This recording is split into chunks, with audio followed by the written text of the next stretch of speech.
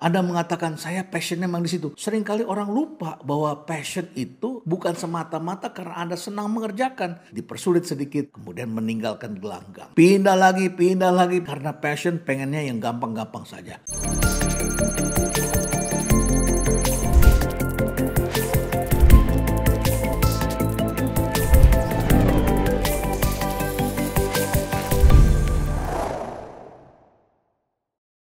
Dunia baru selalu penuh dengan istilah-istilah baru. Seperti misalnya kata ghosting, itu saya tidak pernah mendengar dulu. Jamet, jompo, kepo. Kemudian ada kata yang seperti tertera di sini, yang artinya correct me if I'm wrong. Kali ini saya akan membahas the toxic words. Ini adalah istilah-istilah yang perlu dipahami oleh kita bersama. Yang pertama, suatu ketika saya sedang istirahat dan kemudian suara di televisi terdengar keras di situ. Cuan, cuan, cuan. Cuan ini berasal dari bahasa Hokkien yang artinya adalah profit atau hasil. Dan adalah acara televisi yang namanya Cuan Bos. Menarik, yang membahas tentang review bisnis dan menjelaskan berapa keuntungan yang didapat kalau Anda invest dalam suatu usaha. Baiklah, kita tidak berbicara tentang hal seperti itu. Tetapi suatu bangsa kalau bicaranya adalah uang terus, maka kita akan mengabaikan fondasi. Apa itu fondasi? Pendidikan, pengetahuan, ilmu, skill, pengalaman, gemblengan, network, kehormatan beralih menjadi segala yang sifatnya adalah kemudahan. Beberapa waktu yang lalu ada orang yang mengajarkan tidak perlu sekolah tinggi untuk mencapai suatu keberhasilan karena dirinya juga drop out. Kemudian dia membandingkan dirinya dengan apa yang dialami oleh mendiang Steve Jobs dan juga Bill Gates serta sejumlah entrepreneur teknologi yang berhasil. Ya, mereka memang berhasil, tetapi mereka hidup dalam kultur inovasi berbasiskan teknologi. Jangan lupa, kalau kita bicaranya cuan terus, kita bisa menjadi orang yang sangat perhitungan. Ada pepatah dalam bahasa Inggris, penny wise pound stupid. Anda begitu perhitungan dan bicaranya adalah penny, uang receh terus. Akibatnya Anda tidak berhasil mengejar yang namanya pound, uang yang lebih besar. Jadi orang-orang yang berhasil justru adalah orang-orang yang wise dalam berperilaku terhadap uang. Dan akar segala kejahatan adalah cinta yang berlebihan terhadap uang. Orang bijak selalu menaruh uang di kepalanya tapi tidak di hatinya. Dan apa kata filsuf Ralph Waldo Emerson? Dia mengatakan, money often cost too much. Jangan lupa, ketika Anda mengejar uang secara berlebihan, biayanya juga besar sekali. Biaya kesehatan, biaya reputasi, biaya ketenangan hidup Anda, biaya sakit kepala, dan lain-lain sebagainya. Jadi uang adalah tuan yang buruk, tetapi dia adalah pelayan yang excellent. Yang kedua, ini sudah mulai banyak diucapkan oleh kaum muda di mana-mana, yaitu quarter life crisis. Banyak sekali anak muda yang mengalami early adulthood crisis, yaitu pada tahap dia mulai mencapai usia 18-25 tahun. Mulai terasa itu. Setelah itu mereka melihat kiri kanan. Kok teman saya pekerjaan yang bagus. Kok lihat si Indra sudah punya mobilnya Tesla, sudah punya Ferrari, sudah punya rumah bak istana, uangnya banyak sekali, bahkan uangnya dibuang-buang. Dia krisis karena mereka membandingkan bukan hanya karir, uang, tetapi apakah sudah menikah atau belum, sudah punya pacar atau belum, kemudian juga kehidupan sosialnya seperti apa. Dan akibatnya banyak anak muda yang putus asa, stuck, dan self-esteemnya rendah. Ingatlah bahwa yang disebut quarter life crisis terjadi di mana-mana. Bayangkan ada seorang anak muda yang menulis di Twitter bahwa dia mendapatkan tawaran pekerjaan dengan gaji yang lumayan bagus, yaitu 7,2 juta rupiah. Tetapi dia kerjanya di daerah Cikarang. Dan kemudian dia memilih untuk pindah ke tempat lain di kawasan SCBD yang kelihatannya lebih keren. Walaupun gajinya hanya sekitar 4 juta. Memang cuan bukan segala-galanya. Tetapi di sini dia melihat gengsinya lebih hebat. Apalagi dia melihat orang-orang yang lain sudah mempunyai kehidupan yang lebih mapan. Pada usia 18-30 tahun itu semua orang memang mengalami periode eksplorasi. Kemudian mereka juga mulai mengalami fase-fase yang unstable, tidak stabil karena sedang mengalami perubahan hidup. Berhadapan dengan situasi itu, tentu saja kita semua harus beradaptasi. 20-something who don't feel anxious and incompetent at work are usually overconfident or underemployed. Jadi semua orang mengalami hal yang sama. Kata ketiga yang banyak muncul di kalangan kaum muda adalah kata insecure. Perasaan cemas, tidak mampu, kurang percaya diri, merasa tidak sesuai dengan harapan orang-orang di sekitarnya. Lagian setiap orang ingin dipenuhi harapannya. Ya tidak pas lah. Setiap orang selalu mempunyai kekurangan, hambatan, tantangan yang tidak sama. Penyebab yang menimbulkan rasa insecure itu tidak lain adalah karena kita masing-masing mempunyai pengalaman yang berbeda-beda terhadap masa lalu. Sehingga kita menyaksikan ada anak muda yang ketika mendengar kawannya mengatakan dia insecure, dia biasa-biasa saja. Karena dia dilahirkan, dibesarkan dari keluarga yang memang telah membentuk anak-anaknya dengan perasaan-perasaan yang wajar. Tetapi kita tidak bisa menutup keadaan bahwa ada orang yang dibesarkan dengan pengalaman buruk di masa lalu. Pengalaman buruk ini tentu saja harus kita bersihkan, harus mengalami apa yang disebut sebagai self-healing, pemulihan diri. Ciri-cirinya cukup banyak kita temui dalam masyarakat, mereka menjadi rendah diri dan ada kalanya jadi suka pamer. Dengan pamer-pamer itu mereka merasa lebih mudah diterima, self-esteemnya lebih dapat begitu. Insecurity ini terkait dengan hal-hal pencapaian, uang, fisik, hubungan, pernikahan, dan lain sebagainya. Demi Lovato, bintang Hollywood pernah mengatakan, insecurity kills all that is beautiful. Insecurity lah yang telah memisahkan kita dengan mimpi kita. Kata ketiga, wow ini yang sangat populer dan sering diucapkan oleh para motivator. Kalau bekerja, carilah passion Anda. Saya setuju sekali. Do what you love. Kerjakan apa yang Anda sukai. Tapi tidak semua kita itu bisa mengerjakan apa yang kita sukai. Oleh karena itu maka dia harus mencintai apa yang dia kerjakan. Dan cinta itu akan menimbulkan prestasi. Kalau kita bicara tentang passion, seringkali orang lupa bahwa passion itu bukan semata-mata karena Anda senang mengerjakan, tetapi karena Anda harus melewati fase-fase yang sulit dengan ketenangan. Karena Anda mau sendiri. Jadi locus of controlnya ada passion yang datang dari diri sendiri sehingga menimbulkan harmoni antara diri Anda dengan lingkungan di sekitarnya karena memang Anda perform di situ. Tapi ada lagi orang yang karena ambisi, ambition, passion.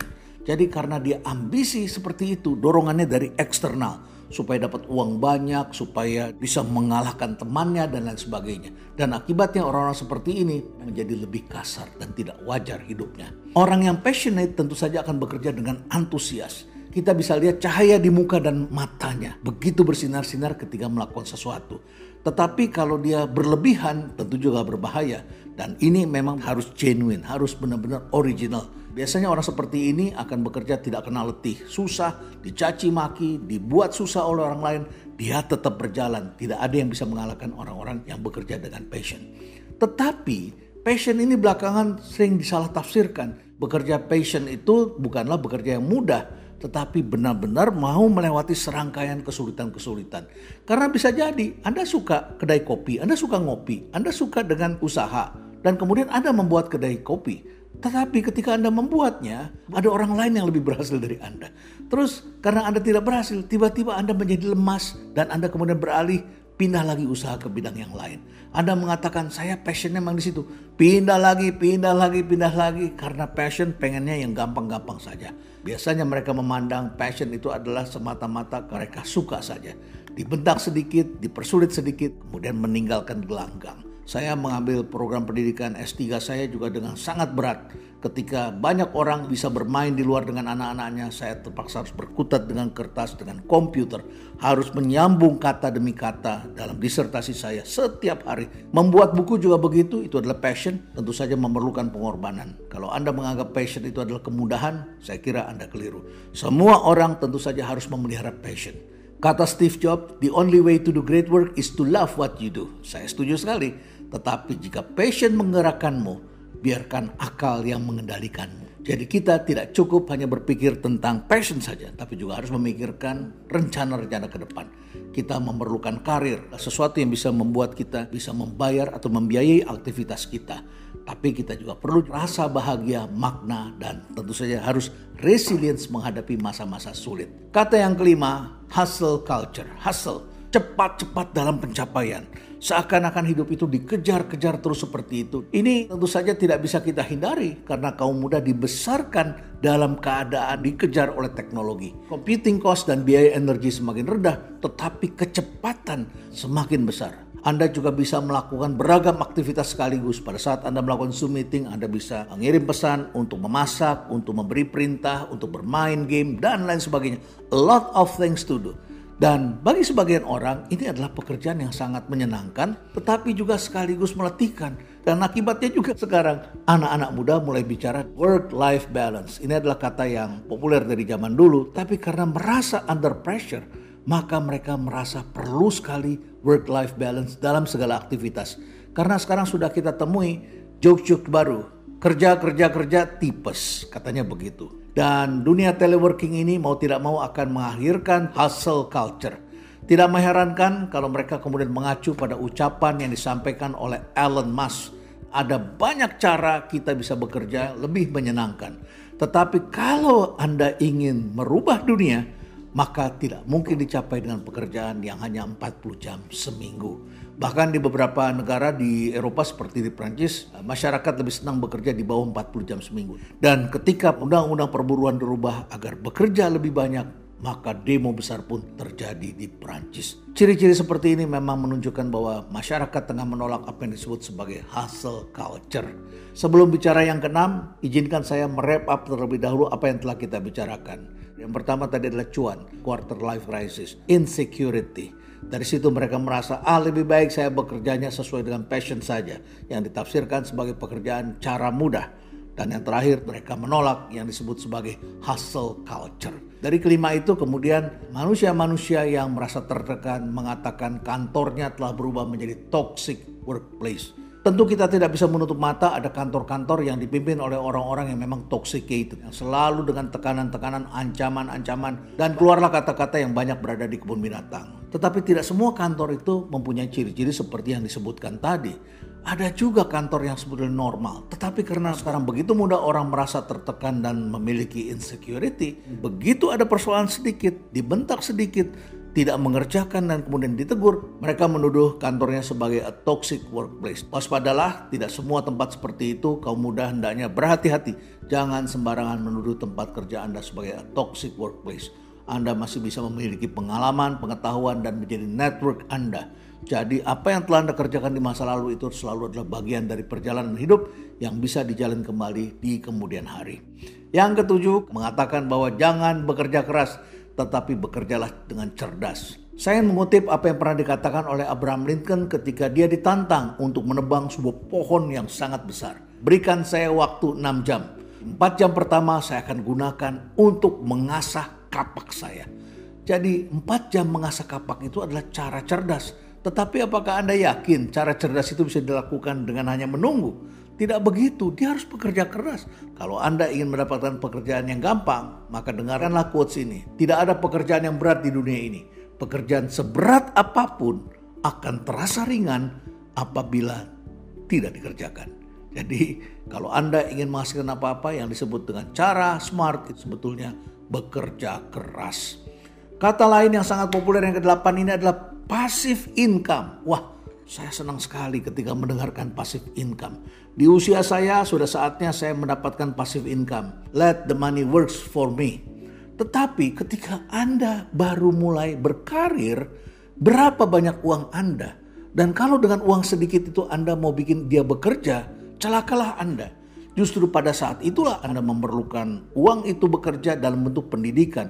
Invest dalam pendidikan, belajar dan tumbuhkan keterampilan. Lengkapi dengan pakaian yang layak, tidak perlu yang mewah tapi yang layak. Sehingga Anda merasa memiliki esteem untuk berhubungan dengan orang lain. Membangun network secara baik-baik.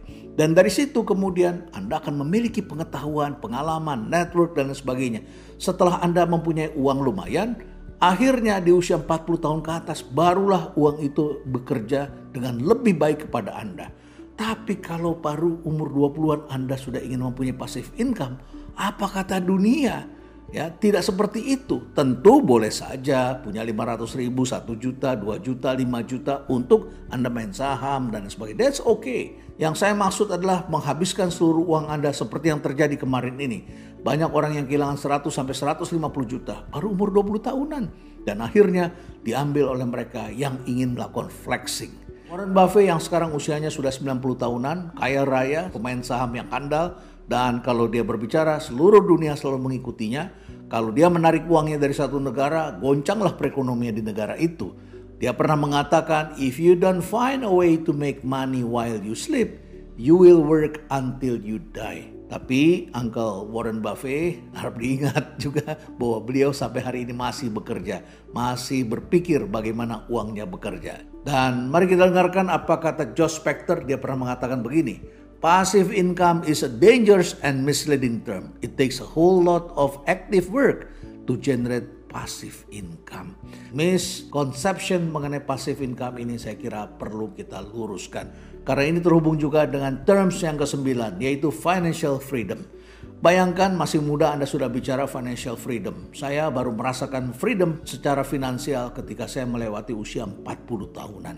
Sebelum itu ampun deh, uang saya habis. Di usia 20 tahunan saya tidak berpikir menjadi kaya raya, saya tidak berpikir financial freedom.